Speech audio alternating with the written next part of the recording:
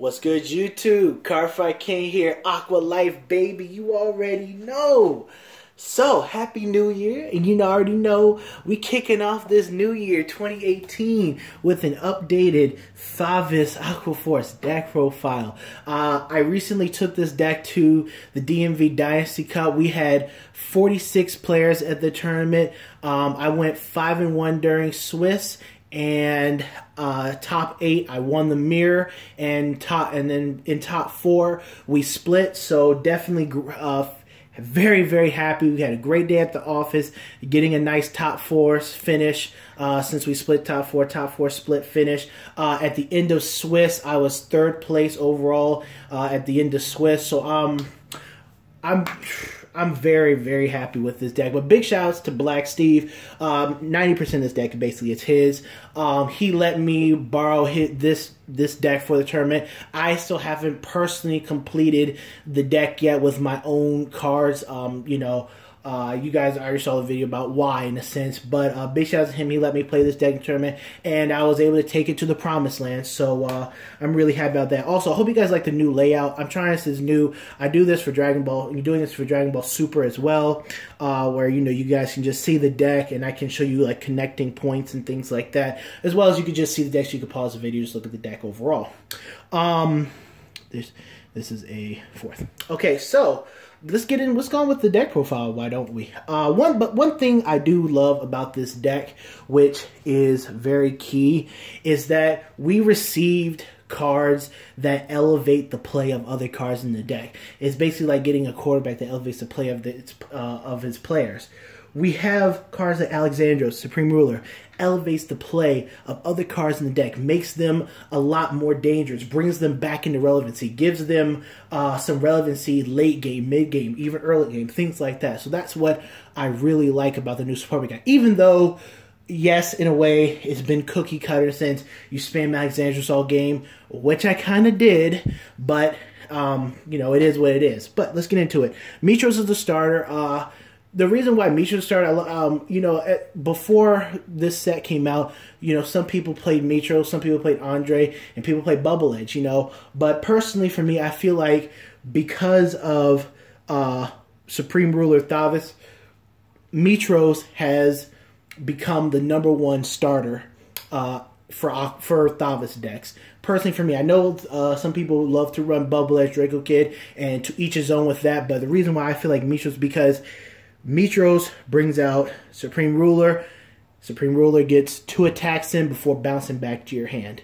I cannot not have that in my deck. That's two value attacks right there. Right off the get, go off your first stride. Outstanding. So, I really, Mitros usually just brought him out for a swing and then bring him back. But, you can swing, bring him out, stack, you can stack triggers on him from like Alexandros and then tag him with Alexandros' ability, or Commander Thavas, you can, swing at him, bring him out, and he'll just have his attacks. But all in all, it's still just really, just a really strong, starter, and Supreme Ruler has really given us a really strong opening stride turn. For trigger lineups, you guys see 8 crit, 4 draw, 4 heal.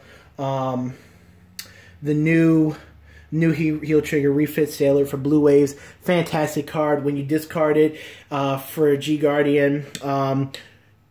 If you have another copy of her in the drop zone, bind them both, countercharge or soul charge. Simple, quick, efficient, good. Helps us get back our counterblast. Like I said, this deck has ways. It might be counterblast heavy, but it has ways to get counterblast back. Supersonic, Plato, Golly Girl. We'll talk about her soon. We do have ways to get our resources back after using them, so that's also important. Grade 1. Now, I went with 2 copies of Dinos. I know that Orthea is a more popular option, and I'm probably going, in my personal deck, I'm probably going to play her initially first, and then switch back to Dinos or whatever it is, depending on what I like. But reason why I put him in over Orthea, which has generally been the more popular choice, is because, one, I was in a rush because I need to write the deck list and get everything sort of situated. 2, Didn't have Orthea available to me. Didn't feel like going around trying to ask for 2 copies. Haven't play tested with it at all. So I felt like he was a safe pick just to put into the deck. And, you know, he worked out pretty nicely. Being able to have resist, is also important too, being 7k in resist. But first or fourth wave, when he boosts, you can Soul Blast 1. Your opponent has to pop a card in their board. Definitely came in handy against Messiahs with a small field and other opponents who didn't really, when I played them, had a small field. Usually my ride target, didn't use him that often, but when I did, he definitely did put in some work. For Melania, you guys know I talk about her a lot. Very versatile. Supreme Ruler makes her a lot better now as well. Being able just to freely give her a backward tag instead of having to go into Commander Thavas for that. Just outstanding. Third battle, gets to swing, draw a card, get plus 5k. Alexandros also makes her a lot stronger in that regard too. So definitely loving that. For Nikki, Stride Fodder. For Plato, Countercharging PG, gotta have it. Two Cipla, I love her.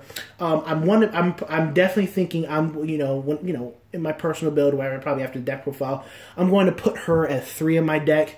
Not sure what I'm cutting just yet. Like I said, I feel like these last 2 to 3 slots right here are a bit interchangeable depending on what you feel the deck's going to run best with. So I could cut 1 for another Cipla. I just love her. Permanent 11k when you have a Thavas Vanguard and resist. Outstanding. Definitely a counter to Dial Griffin. And when she attacks an opponent's Vanguard on the second to fourth wave, you get to counterblast 1. She gets 3k, and you get to draw a card. So, her combined with him, that's like a 21k line, retire, and a draw.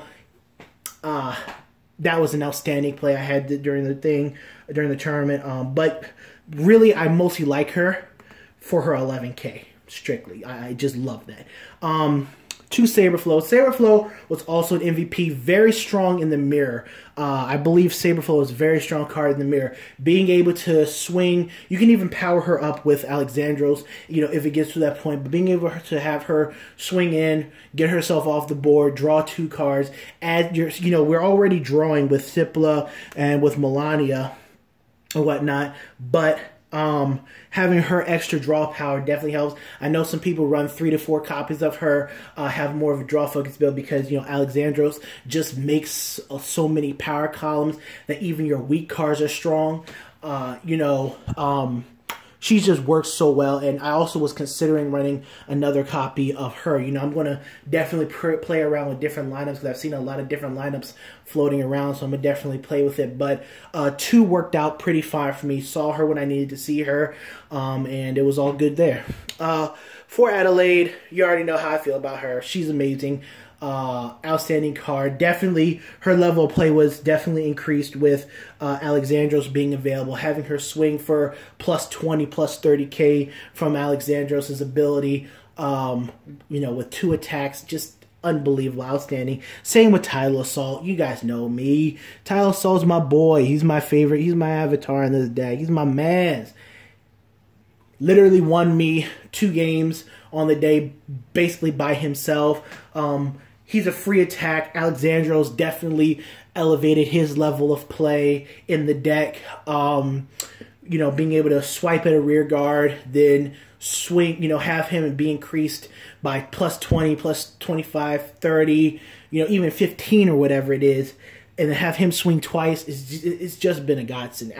Just outstanding. Early game pressure, mid game, late game, he's free, easy, just unbelievable.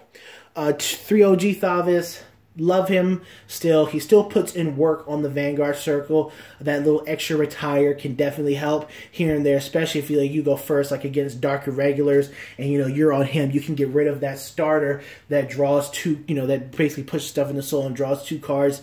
So really like that. I really like OG Thavas still in certain matchups as well. But Supreme Ruler, you got to go with him. I mean, come on now. Supreme Ruler's where it's at, baby. Supreme Ruler's where it's at. just being able to on stride, you get to call out a card, then choose any card. You don't even have to call a card. You could just choose a rear guard, give it resist, and if it has wave, give the ability to attack from the back row.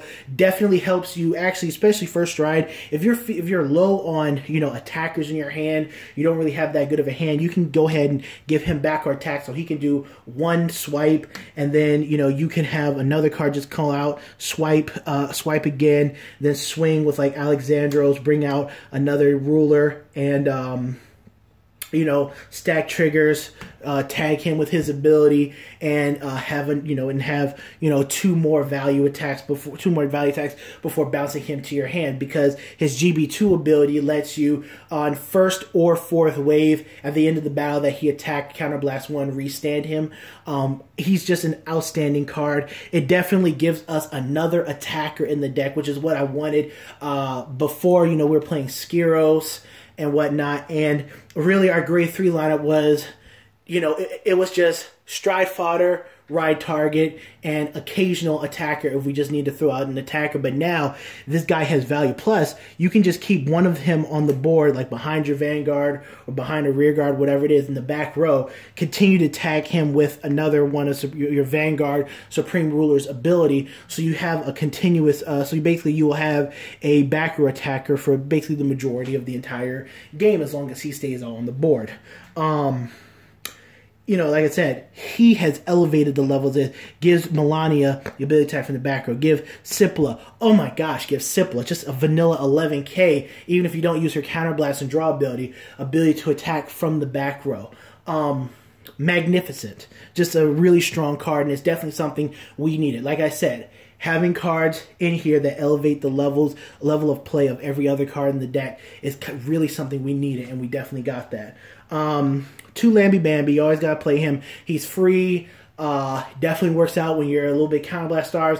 Really strong as a first turn stride if you G-guard. A lot of people say, Alexandros, but I'm just like, well, Alexandros and him both will give them the same value of plus 10k, and he's free. He does cost a counterblast, but again, also going to depend on what you have in your hand and what's what's your attack pattern available to you, that you're going to make this choice, because he's 4th battle or more. He is 2nd or 3rd battle, so that's when you're just going to have to make that decision there. But definitely Lambros is still a strong card in this deck. 2 Ice Barrier, 1 Ionas, simple. 1 Seabreeze, 2 Golly Girl, Galphilia. Love this G Guardian. She's simple. She's a better version of Floatia to me, in my opinion. 2nd or 3rd wave, plus 5k, so puts you up to 31. And then Soul Blast, when she's face up in the G zone, you can Soul Blast 1, flip her face down, and then choose any card on your board, damage or field, flip it face up, gets you out of tough situations, gives you back a counter blast. Just overall very versatile G Guardian card. Very outstanding. So I'm running 2 copies of her. She's usually a flip target for Alexandros. 2 Wailing Thavas. Reason why I'm running 2 Wailing Thavas is because we don't have Megiddo. Obviously, Megiddo is definitely a welcome addition to the deck. But, gotta find a way around it, whatever. Not really like I need it, because kind of just spam Alexandros all game. But, 2 Wailing Thavas. One of your Wailing Thavases could be like an Aristotle if you prefer. I just, preferred another Wailing Thavas. But I only went to Wailing Thavas once during the whole tournament against Spike Brothers. That's about it. Otherwise, one of them was like a G-assist target. But just, 2 Thavases. You can replace one of them with anything you need to. 1 copy of Flood Hazard. Reason why I ran Flood Hazard mostly was because I had space. He was a flip target for Alexandros. And if you're in a bind, GB3, he does get quad drive. You don't need a blue wave heart for the quad drive. You do need a blue wave heart for the restand ability, but you don't play him for that. You play him mostly just for the quad drive, but never went into him all day. Literally just spammed Alexandros. 1 time Wailing Thavas, Commander Thavas a few times. Still a very strong card. But yeah, and then mostly Alexandros. But yeah, definitely not a bad tech card to play in this deck. Obviously Seabreeze. We don't need to talk about him. Two Commander Thavas is still a very strong card on your first stride turn. I feel in this deck he's really good on your first stride turn.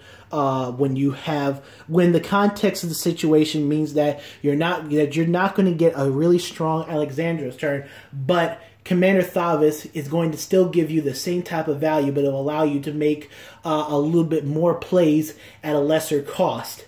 Then you will go into that, meaning that if your field setup is set up where you can still do Alexandros but not have an exactly strong one where you're not going to get too much value out of him, but you can get the same or better value because he is free and he can give you an extra attack from the back row in addition to what Supreme Ruler can do for you, then you can, then you would go into him. Especially if you're low on counter blast, like if you have like 1 or 2 counter blasts, you have to save one for Alexandros, and then you have one for when you bring out Supreme Ruler with him, or if you have, or choose which, if you want to bring out one for her, or if you want to use Sipla's draw ability or Melania's ability, then you're in the situation there. But you go into him, you have 2 free counter blasts to use for your abilities. So that's the way I see it. And then last but not least, Alexandros, best card in Aqua Force, hands down. This card elevates the entire deck. When he attacks wave, at the end of the battle that he attacked, wave 2nd or 3rd, counterblast 1, flip any card in your G zone face up, choose 2 units, stand them, and they get plus 5,000 power for each face-up card in your G zone. Late game, this I've gotten Tile Assault, at least as high as like 40, plus 40. Your G guard. Sometimes you can end games on your second stride by over G guarding. Throw an Ionis out for whatever reason just to get 2 more flipped up. Throw another G guard out, so that's 3. Going to Alexandros, that's plus 20 plus whatever you did first stride. That's plus 30. Alexandros is just that strong of a card, and he's basically one of the reasons why everyone's playing Aqua. You see a lot of Aqua Force. We had 9, including me, Aqua Force players there. You can just spam him, and he can just close out games, and which is why I said Saberflow is really good in the mirror, because she can help you prepare for an up and coming Alexandros turn with those extra 2 draws.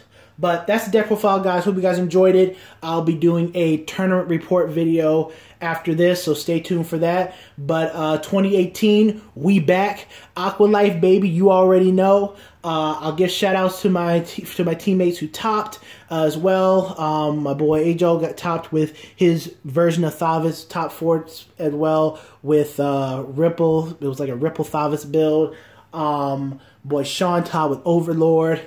And my homie Ed topped with Chaos Breaker. And I'm still working on getting that deck complete as well. But yeah, hope you guys enjoyed the video. Top 4 Thavas. We did it. We made it, baby. And we back. Aqua Life.